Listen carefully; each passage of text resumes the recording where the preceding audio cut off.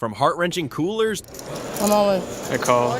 Vanessa shoves. Chen insta-calls and shows her he's got the nut. to devastating bad beats. It's over a royal flush. Royal flush. Mabuchi, quad aces. You gotta be kidding me.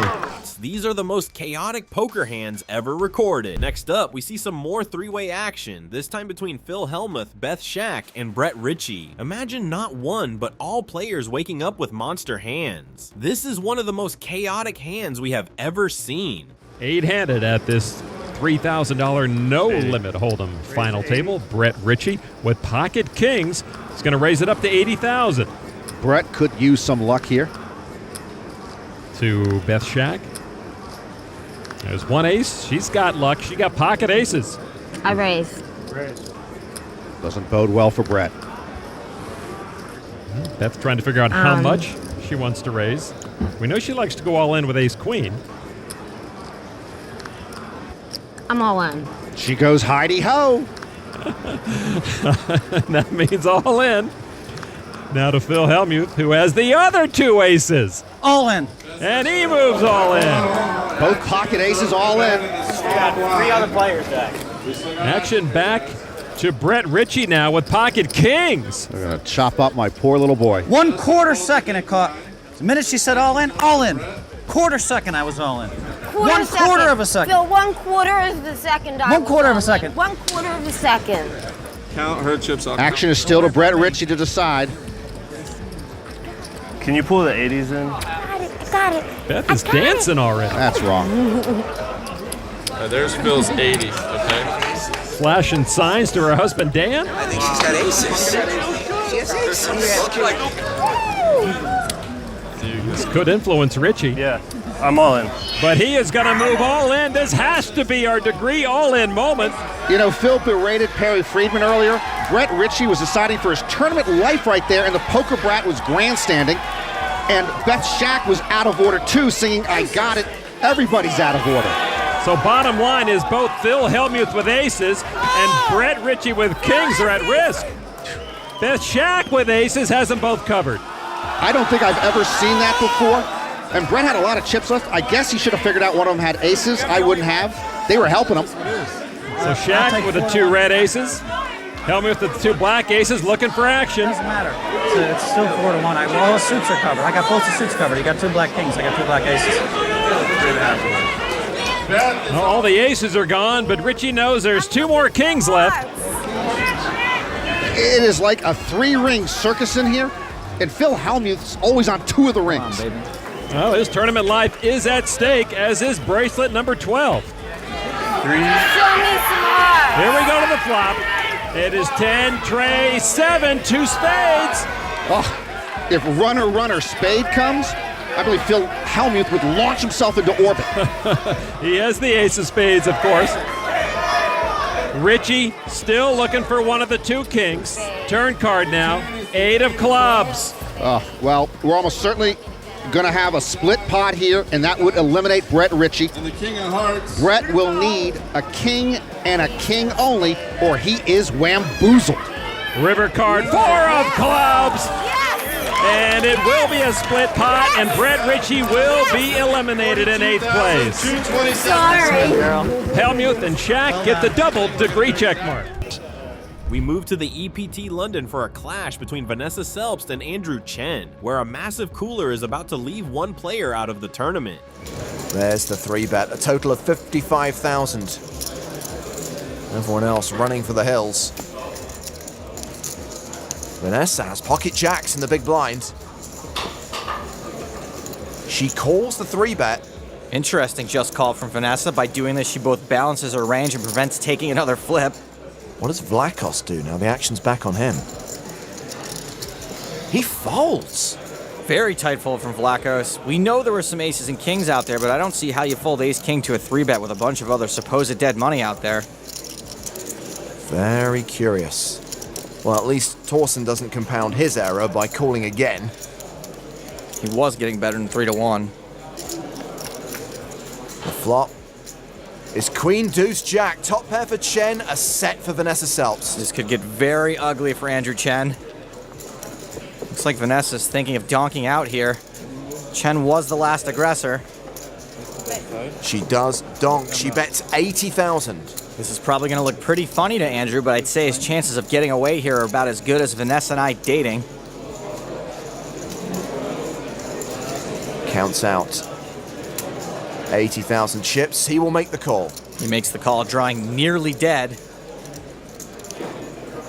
Only 7% equity. 313,000 in the middle. 8 of diamonds on the turn. Chen does now have a flush draw. Flush draw to go with his top pair. Now his chances of getting away are about as good as me and Liv dating. Great spot for Vanessa to keep firing. She bets 150,000. She's probably putting Andrew on his exact hand, though it may be more difficult to sense the fact that he's also got diamonds.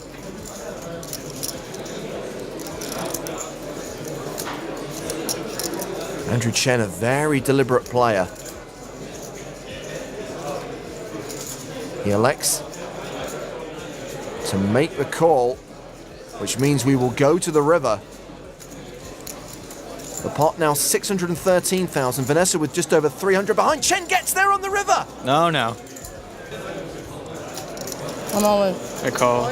Vanessa shoves. Chen insta-calls and shows her he's got the nuts. And Vanessa Selps is out of here. That is incredible. A few hands ago, Vanessa Selps was second in chips in the tournament. Now she's out. We are still not done with Vanessa yet. Watch how at the 2017 WSOP main event. Her chances at winning slowly go up in smoke. Wow. Pierre Delamare is my new hero. That was pretty boss status.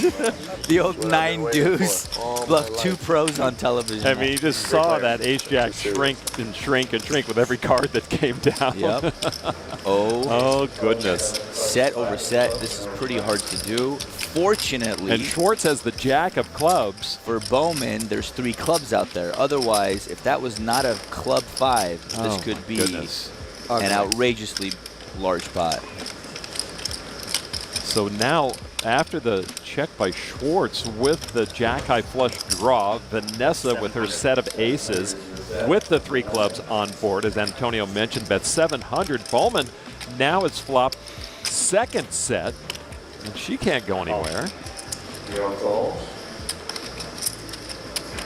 And if Noah's call on the other hand, okay. If he had the king of clubs, Yeah, I know, maybe it's the a queen of jack. clubs, he would call. But you don't really want to call to draw to the Quad OMG. alert! Quad alert! Bye-bye, Vanessa. No! No! Can it be? There's still 1 card to come. Come on. Likely. I know that I'm going to go broke in this spot. Oh, my goodness. 17.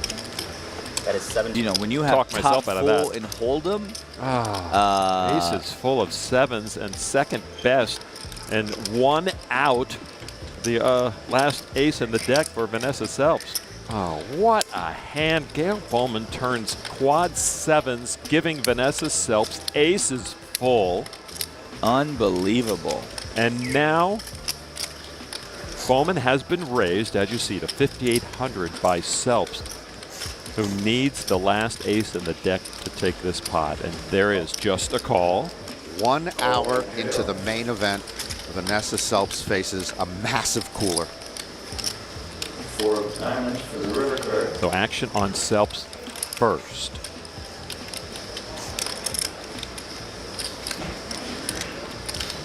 Here's the crazy thing. If she bets and Bowman moves in, she's not going to insta-call. She's going to think about it with aces This full. is just a cooler moment. 50,000 behind. Wow. Oh, that's exactly the reaction we expected. Are you serious right now? Let me see which cards, which suits I have. Ace 7 of hearts is a thing. Ace 7 of diamonds is not a thing.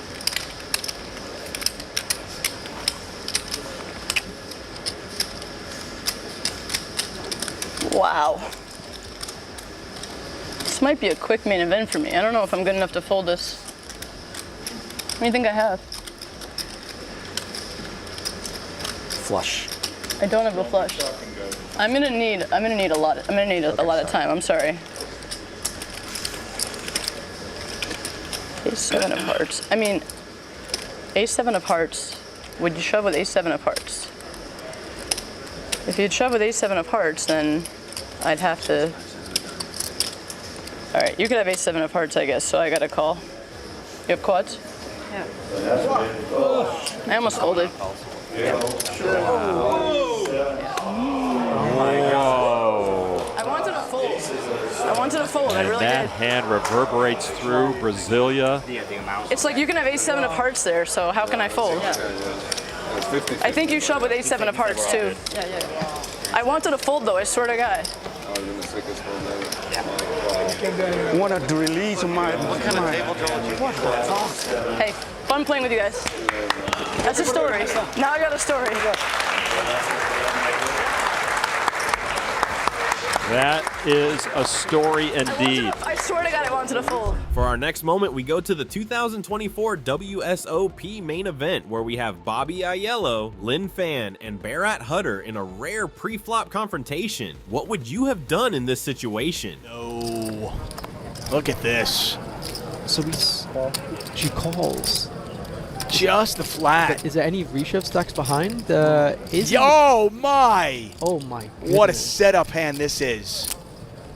Oh wow, Bobby Eichel with the queens, Fan with the aces, flats. Hutter's got kings. He might get away. He might get away. Who? Like, let's say Hutter squeezes. Ikali goes all in, and now Fan backjams 250. He might somehow get away here. Oh my! What a spot! And Fan just flatting the aces has kind of made this really, really interesting. So interesting, actually.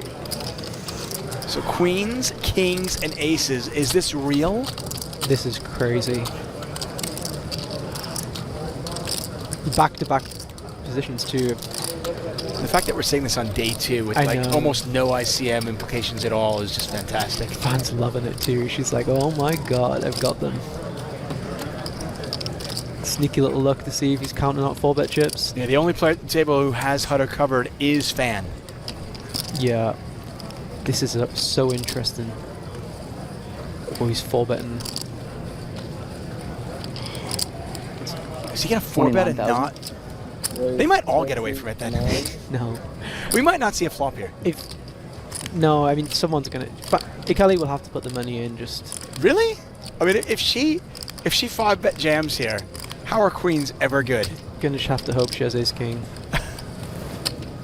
But ace-king would be in a very ugly spot here for sure versus this action, especially against the 4-better who's been very tight so far. Not c-bet his air on the flops. She hasn't been, by the way, she hasn't... Oh, Bobby. Yeah. Achelle, yeah. Bobby, yeah. He has been pretty tight. We have not seen this out of him. We have not seen any 4-bet bluffs, that's for sure. And if he has ace-king, would he just jam it in there? Does he want to really 4-bet relatively small? This is so interesting. How do you make sure you don't give your hand away here? This is what Fan needs to do. She needs to make it look like she somehow has jacks, somehow has ace-king. I was going to say, if she just calls this, what does Hutter do? Calling might be the one to like not turn your hand over. But still, it does though, doesn't it? Oh, I want her to call so badly. Maybe if she has queen, she calls. You know. That's what I mean. If she just calls this, yeah, maybe she. What does Hutter do? He's sending the bombers in.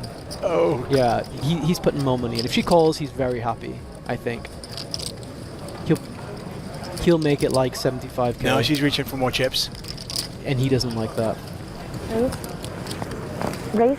The last second change decision. Oh, never mind. Actually, I'll raise. Right. Should I wait? Should I fold? Should I call? You know what? Let's just raise it. That shows a lot of strength. Again, if I had kings, I probably wouldn't get away here. I'm not trying to be a... It's easy from our perspective. We can see the cards. So this was a raise, a flat by the aces, a 3-bet from kings, a 4-bet from Bobby, Kelly, and now Fan has 5-bet after flatting. Is this a New York back raise or no? Is this a New York back raise? Is that what they call it when you flat? New York back raise? I don't know. I like it though. I'm going to go with that. Yeah. And now Hutter's got a huge decision to make. He's picked up kings. Well, what happens if he flats and Ikali jams? Does the action reopen or not? That's another question. No, I don't think so. Let's see. The raise is 34-5. Yeah. And he has... no, he can't. I don't think it reopens if he reshoves. Is there a way? Ow, he let it Let's go. go. Yes. Oh my. Let's go. Barry Hutter just. He is a god. Yeah, that's honestly impressive. That is very. He got away. I think he lost 12,000 chips total. That's. Yeah. Kings versus aces and queens, and he lost 12,000 chips. She might get 2 folds. Hutter is a god. That is amazing. If she gets 2 folds here, she's never going to flat aces again. She's never going to flat aces again in her career if she gets 2 folds here. And Achille needs to ask himself, what is Hutter so angry about? If he has 10s, he's not going to be so angry, you know? Maybe he is king. What was this range? He might put himself on jacks, though, something like that. He's not putting. He doesn't think he's folding kings. Hutter seemed really angry. Like, really, oh my god. We're going now. And he's really. So the players, by the way, this is the last hand. So the players are going on a break. We'll take this break as well, but we're not going to go anywhere until we see this hand to conclusion. Oh no. What a spot. Look at, I mean, Bobby knows. He knows it. But does he just talk himself into like the pot's too big? Maybe she's got ace-king suited here. Yeah, I mean, if she had ace-king suited, like, would she really fold? I don't know. Maybe, I don't think so. I think she'd put another bet in. Look at Barry. Barry's like, I'm not going anywhere until I see what happens here, though. Yeah. I'm not going anywhere until I see. The longer Hutter stays, the stronger his rage becomes. What a sick laydown. I mean, I think he's going to get away. That's my read. I think she gets 2 folds and never flats aces again. Oh my. Go on. Wow! Let's go. Very impressive. See what you had in 30 minutes. That is crazy. right. What a spot. Aces, kings, queens, and we don't see a flop. For the final moment at the 2024 WSOP main event, we watch what happens when the premium hands of our last moment get to battling. Will someone be able to lay it down, or is it all-out chaos? Oh my gosh. Aces, kings, queens. What? The raise from Soderstrom. Gould has 3-bet with queens. Loquet has both of them covered, has 4-bet with aces. Kunix gets out of the way. Action on Tomas Soderstrom. Any other tournament, you'd be thrilled with kings here, but the main event, so many chips. What does he want to do? These players are incredibly deep. Remind you, the blinds are 300, 500. These players all well over 100 big blinds deep. But you've got kings. Call. Soderstrom just calls, and now Gould has to decide what to do with queens on the button. 33,000 in the pot already. Gould just calls. And we're going to see this one 3 ways, 43,000 in the pot.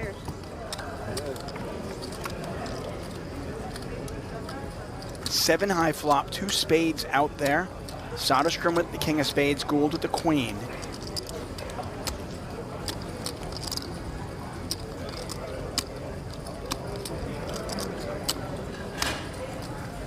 What a setup hand.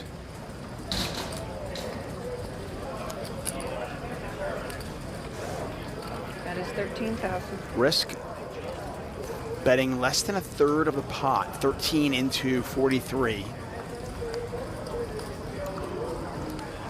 Just a disgusting spot for Soderstrom. Pocket kings with a spade. I mean, how does he not go broke here? I don't know. Can't fold. You save yourself by just calling here. If he calls, can Gould let queens go? I mean, this hand is crazy. He makes the call, as you predicted. Pot's now got 69,000 in there. It is 13 to Gould. He's got queens. Such a gross spot.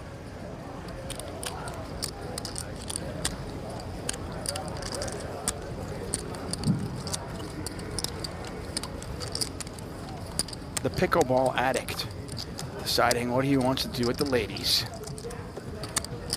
What a sentence.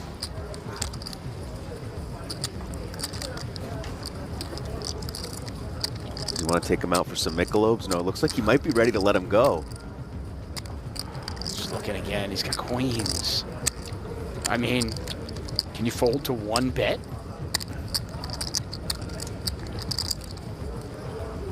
Main event, day 1. He lets it go. What an amazing fold. He lets the queens go, and now it's just aces versus kings. Turns an 8, changes nothing. With the action pre-flop, the cards that are on the board are irrelevant, right? Yeah, this is just disaster. Soderstrom at risk of being turned into Swedish fish extremely quickly. The fact that Soderstrom has the king of spades, can you at least go, well, I don't think my opponent's got ace king of spades or ace king of hearts in the spot. Check. And look at this. Risk checks, setting the trap for Soderstrom and also potentially offering an escape. Soderstrom, by the way, has a stack to pot ratio, SPR, they call it, of 0.5. I mean, can he save himself here? Check back and then maybe call a small river bet? That's the only way. He's going to be real tempted to bet, though, with his hand. Okay, has played this so tricky.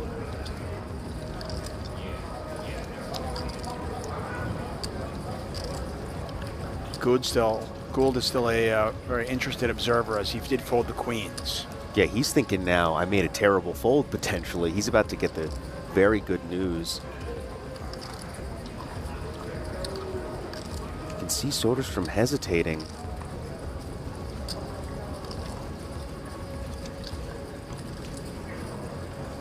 Pocket kings in the main event.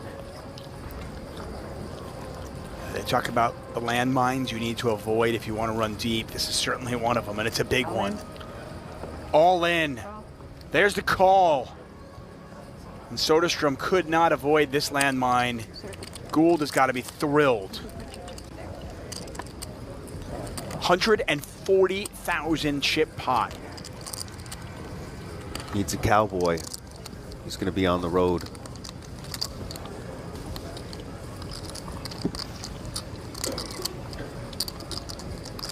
He's a pro. He's packed up his bags. He knows how to do it. Here's the river, folks. Yeah. It's the 9 of clubs, and Tomas Soderstrom has been eliminated. Share your thoughts in the comments down below and subscribe to see more.